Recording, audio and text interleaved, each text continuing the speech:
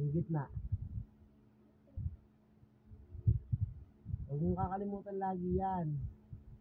Yan, very good. O, doon sa kabila. Yung kasunod. Di ba itong kasunod niya, no? Diyan ba nagsisimula yan? Diyan nagsisimula yan? Diyan nagsisimula? Ha? Ayusin mo. Ayusin mo. Ayusin mo.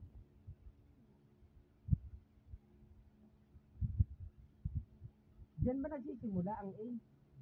Di ba dito sa taas, pababa, pababa, gitna?